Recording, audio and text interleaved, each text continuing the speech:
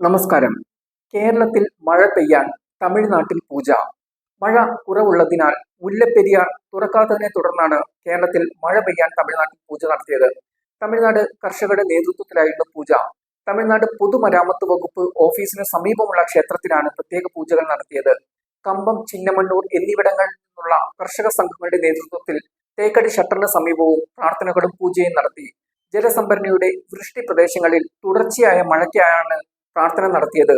മുല്ലപ്പെരിയാറിലെ വെള്ളമാണ് തേനി ജില്ലയിലെ കർഷകർ ആശ്രയിക്കുന്നത്. എന്നാൽ കേരളത്തിൽ മഴ കുറവായതിനാൽ മുല്ലപ്പെരിയാർ ഡാം തുറന്നിരുന്നില്ല. ഇതോടെ തമിഴ്നാട്ടിലേക്കുള്ള വെള്ളമൊഴുക്ക് നിലച്ചു. കർഷകർക്ക് കൃഷിയിടത്തിലേക്ക് വെള്ളവും ലഭിച്ചില്ല.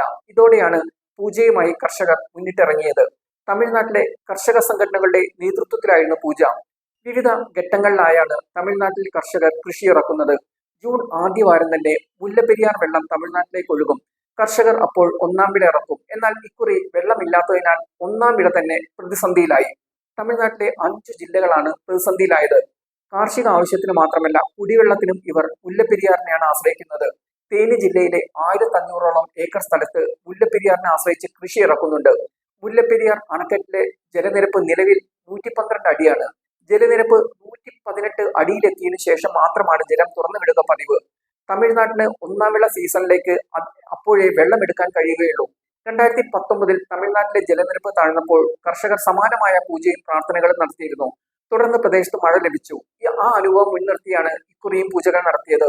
എല്ലാ വർഷവും ജൂൺ ആദ്യ ആഴ്ച പ്രാരംഭ കൃഷി സീസണിനായി തമിഴ്നാട്ടിന് സാധാരണയായി 120 ദിവസത്തേക്ക് 200 ഘനയടി വെള്ളം വേണം. അതിന് ഡാം തുറക്കണം. അതിന് മഴ വേണം. ദുർബലമായ തെക്കു പടിഞ്ഞാറൻ മൺസൂണും ജലസംഭരണിയിലെ ജലനിരപ്പിലെ കുത്തനെയുള്ള കുറവും ഒന്നാം വിള സീസൺ ആരംഭിക്കുന്നതിൽ അനിശ്ചിതത്വം സൃഷ്ടിച്ചിട്ടുണ്ട്.